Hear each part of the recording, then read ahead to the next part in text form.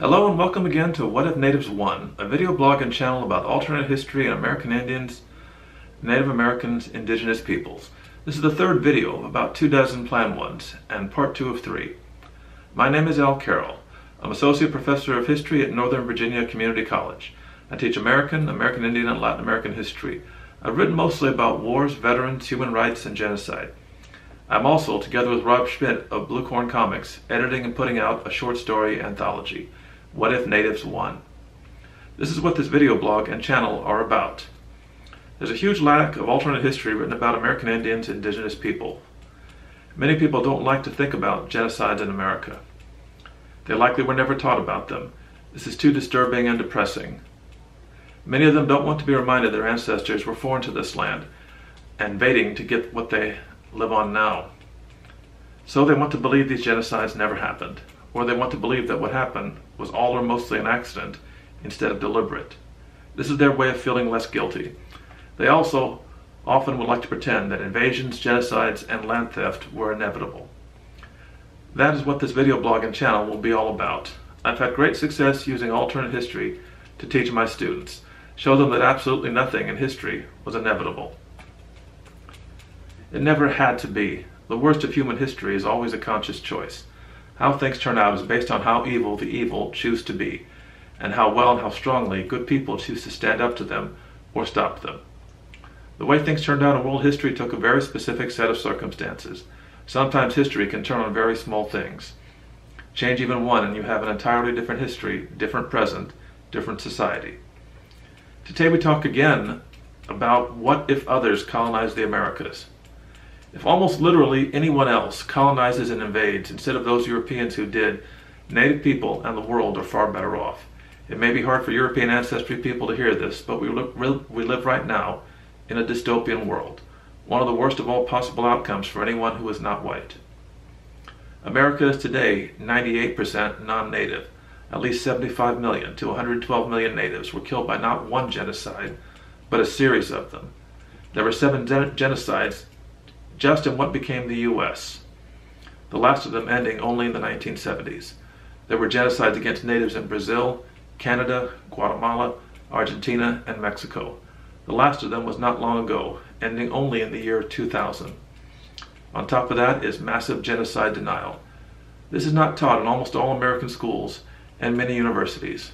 What is often taught about natives is false. And there are racist images everywhere that are often not admitted to be racist. From everyday products to thousands of racist sports teams and mascots to celebration of mass murderers of natives like Columbus, Jackson, and Reagan to whites playing natives. To imagine just how pervasive genocide denial is in America, imagine if the Nazis had won. Imagine also if German schools never taught about the Holocaust, if only Jews and historians knew about it. Imagine also if Germany had holidays for famous Nazis, and if people justified it by saying it was all an accident. Imagine if they taught it was justified because Jews are savages, primitives, inferior. But all of this could change if others come to the Americas. This video will look at 2 possibilities, by more Vikings and by the Chola Empire of India. The next video, we will look at what if colonization and invasion had been done by the Mali Empire of West Africa or a Chinese empire. So, the Vikings in popular culture are always violent. They're raiders who rape and pillage, and they always have the huge horned or winged helmets. Most of that is not true. These huge, elaborate, adorned horns make no sense to wear into battle. They were often ceremonial, or, in some cases, they're fictional. They were not worn at all. The image of the Vikings as just raiders come from those they raided. There were Viking fishermen, Viking farmers, Viking merchants, Viking missionaries, and priests. That Vikings came to America is pretty well known, even though most schools don't teach about it. Several hundred Vikings migrated to what became Newfoundland in Canada about 1,000 years ago and traveled as far south as Maine. They set up villages and they got into minor conflicts with native people, but they failed to find much to trade. They didn't want to adapt to the climate or the land, so they gave up and went home. They did not act like the popular culture image of them. They didn't conquer, they didn't pillage, they didn't kidnap or try to dominate. This is important. When some argue that it was inevitable Europeans were going to conquer, mass murder, dominate, or take over, the Vikings, of all people, proved that to be false.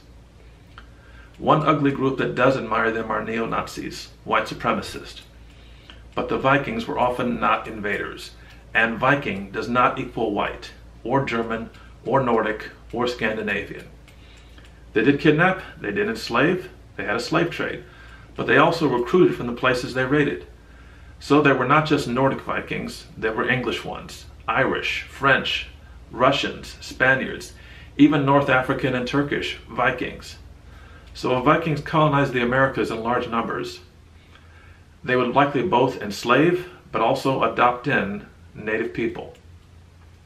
In Iceland, the Vikings colonized with 30,000 people in the first 100 years. Let's argue there was an attack on Iceland, which drives many of them west. Viking steel would give them an advantage over the Mi'kmaq and Inuit natives that they invade. Inuits did use iron for meteorites in their spear tips, but this would not help them much. Viking ships were slightly better. Both Viking and Inuit ships could travel across the ocean, and did so. Jack Forbes' book, American Discovery of Europe, argue Inuits were in Europe 8,000 years ago and introduced the harpoon. Viking sails were better than those of the Mi'kmaq, though the Mi'kmaq did adopt Western sails pretty quickly. A Viking native state made up of them plus Mi'kmaqs plus Inuits could be as large as the modern province of Newfoundland. The Mi'kmaq had 7 democratic chiefdoms, plus a grand council. Viking law and government was not that different from that. They also had elected chiefs and councils, and public assemblies with voting. The big difference was that native women were far freer, more powerful, and more equal than Viking women, though Viking women were freer than most women in the rest of Europe. Viking women could own property, inherit, and divorce, but unlike native women, they could not vote. They could not hold public office, or speak in public assemblies, or impeach leaders, as native women could. So the big question is, how would these societies merge? Would Viking women become like natives, or native women get restricted in their rights by Viking conquest and being kidnapped or adopted in? Anyone who has ever known native women knows they won't accept being subordinate or second class. They didn't under boarding schools, or Christian missionaries, or conquest by any European society. They would not take it from Viking males. Viking women will become more like native women. Viking law would have to change to have women voters and leaders. What about religion? The two would merge. Glooskap and the Seven Sisters will still be there, but so will Odin and Thor. The two religions will combine. What about disease? There was no evidence the Viking brought epidemics, and no reason to believe a bigger invasion of them would. There's also no evidence of epidemics brought by Polynesians who migrated 7 different times, slightly before the Vikings, and mixed with 7 native peoples from Canada to Chile. And though it happened far earlier, there's also no evidence of epidemics brought by Australian Aboriginals when they migrated to South America at least 8,000 years ago, possibly 14,000 years. So why did later Europeans bring epidemics and not the Vikings? It was not isolation. Native isolation is a myth. Not only did Vikings come here before Columbus and other European invaders, so did Polynesians and Aboriginals. Natives also weren't isolated because the Bering Strait theory is not true. Most scholars don't believe in it anymore. It's Christian creationist in origin, creationist in its main proponents and believers. It's the only acceptable form of creationism left in science or scholarship. Most scholars haven't supported it since the 1990s. Most scholars finally agree with what natives have always said, that migration was by boats, very far back, and many times, not once. Aztecs describe 7 migrations. Hopi describe migration by boats from both north and south. What this means is that a larger invasion won't bring epidemics nearly as destructive. The biggest reason later European invasions brought mass deaths by disease is not by accident, but because of deliberate starvation tactics. Columbus invaded in 1492. The first epidemics were until 1512, at least 20 years later, after his army burned crops and food stores, attacked during harvest and planting. The most notorious starvation was the U.S. Army killing over 100 million buffalo in half a century, almost making the species extinct, to starve out plains tribes. Vikings didn't practice anything like that. but the diseases they do bring will be enough to give immunity to the Mi'kmaq, Inuit, and others. Natives also will have over 4 centuries to recover their population and bounce back. It also means both Viking technologies of iron and longboats will have 4 centuries to spread across North America. There is pretty good evidence the Vikings went as far south as Maine, maybe to Chesapeake Bay. The Mohawks have long been famous for adopting iron. The best known example are the Mohawk steelworkers. The Iroquois Confederacy would greet English and French invaders with Viking iron weapons and in Viking longboats. The conquest of North America will take much longer. It's even likely the Mohawks and Viking Native nation forged their own firearms. There might well be a surviving Iroquois Confederacy and a Viking Native nation, no different than Ethiopia or Japan survived European conquest. The Creek and Cherokee Confederacies further south might also have forged their own weapons early. In our own time, they were so adept at adopting Western cultures that they were often called civilized tribes. Early firearms and immunities mean they also might be surviving native nations into the 20th and 21st centuries, and that certainly is native victory. The other possibility we will talk about in this video is the Chola Empire of India, a civilization most Americans know nothing about. This is one of the longest dynasties in all of world history, 16 centuries. This was Tamil people in South India, and their influence stretched to Burma, the Malay Peninsula, and Indonesia. They were the most powerful of Indian seagoing states. Their ships traded with Egypt, Ethiopia, both the Roman and Chinese empires, and they had relations including embassies and ambassadors, even received by Augustus Caesar.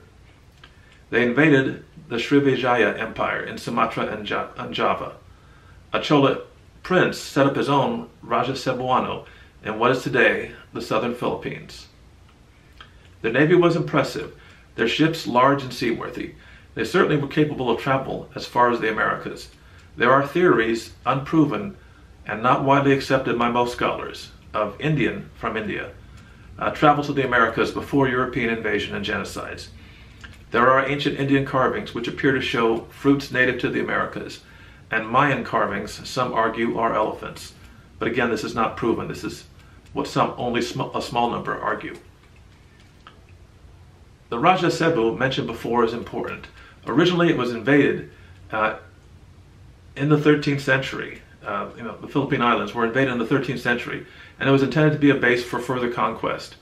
But the leader, Sri Lumai, rebelled, setting up his own state, which lasted until 1565, when they were defeated by the Spanish invader Miguel Legazpi. If Sri Lumai does not rebel or another Chola prince is sent, the Chola devote themselves to conquering most or all of the Philippine island nations. If they had, they likely take similar routes as Polynesians did, either North Pacific coast to North America or southern island hopping to South America. Or they follow the sea currents the Polynesians may have taken through Hawaii to the west coast, or the Galapagos Islands to South America. If they do, the people they are most likely to invade are the Nuu-chah-nulth in Canada, the Gabrieleno and Tongva in California, or the Mapuche in South America. The same that intermix with Polynesians. California and Canadian coast tribes would be conquered by the Chola, much like Europeans did. The Mapuche, though, they defeated the Spanish troops for over 3 centuries. They defeated Incan armies before that. They also fought Chile's armies for half a century.